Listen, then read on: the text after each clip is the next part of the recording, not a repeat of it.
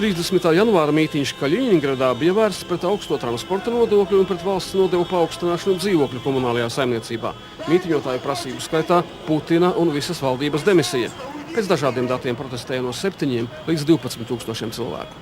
Ir skaidrs, ka arī šie notikumi Kremlim ir likuši diezgan spēcīgi panervosēt un parosīties. Jo tas, ka viņi uzreiz, ka Kremļa pārstāvis uzreiz devās uz Kaļiņingradu noskaidrot situāciju un viens no prezidenta administrācijas cilvēkiem, kurš tieši atbild par Ziemeļrietumu apgabalu, ir aizgājis no amata.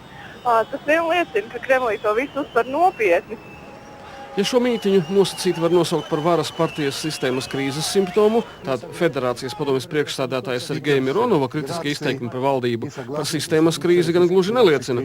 Vladimira Poznera programmā televīzijā Mironovs pateica, ka ne visos jautājumos atbalsta premjeru. Mironovs uzsvēra, ka viņa paša partija Taisnīgā Krievija kategoriski nepiekrīt Putina iesniegtiem budžetam un ieteiktajiem pretkrīzes soļiem. Teikt, ka mēs un personīgi es viscaur atbalstām Putinu, ir novecojusi informācija, pauda Mironovs. Federālā vara, tā sauktā vertikāla, faktiski paredz valsts pirmās personas personīgu dalību pat visai zemu līmeņu konfliktu risināšanā. Līdz brīdim, kad šo konfliktu skaits nepārsniedz pieļaujamo daudzumu, šis modelis var strādāt. Taču, ja sistēmas lodze pieaugs, modelis salūzīs, neizturēs. Un, manuprāt, šajā modelī Krievijas federācija apdraud nopietni riski. Šobrīd vieni izmanto iespēju klāji demonstrēt lojalitāti Putinam, tie lamā Mironovu par nodevēju. Savukārt, ko gan citu, ja ne varas partijas tiesisko analfabētismu un vājumu, apliecina Putina partijas aktīvistu prasība atcelt Sergeju Mironovu no Federācijas padomjas priekšsēdētāja amata. Vienotā Krievija, izrādās, nav spējīga uz konkurences cīņu, nav gatava politiskai polemikai un turpina zaudēt arī cilvēku uzticību. Vienas partijas funkcionāru prasība, lai citu partiju līderi viņus nekritizē, vispār šķiet visai jocīga.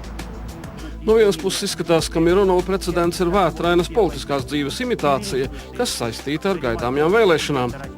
Loģiski, ka Mironovam, kā citas partijas līderim, jārunā pretim varas partijas vadītājiem Putinam.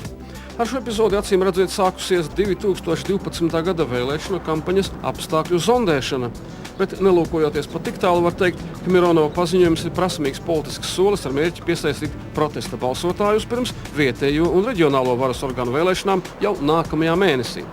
Centrs baidās dalīties varā. Centrs neuzticas citiem spēkiem, nemaz nerunājot jau par politiskajiem spēkiem. Tas, ka 2004. gadā centrs atteicās no gubernatoru tiešas ievēlēšanas, bija Krievijas centrālās varas neuzticības votums Krievijas tautai. Varas turētājs skaidrojums bija vienkārši.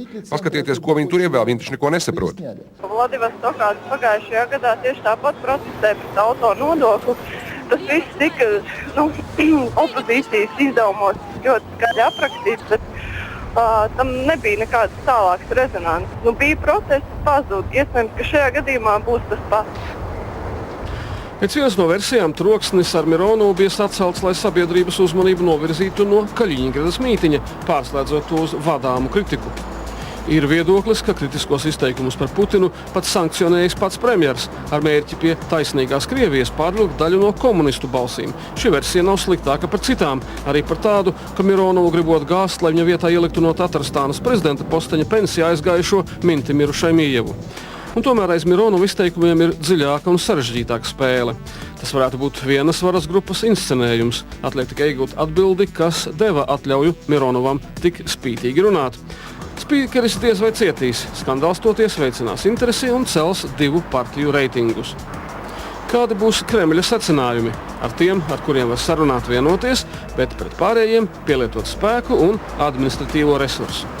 Pēdējos mēnešos prezidents Medvedevs bieži piemin modernizāciju un inovācijas, tomēr skeptiķi apgalvo, ka viņa ambīcijām ir mazs svars, jo vara valstī joprojām pieder Vladimiram Putinam.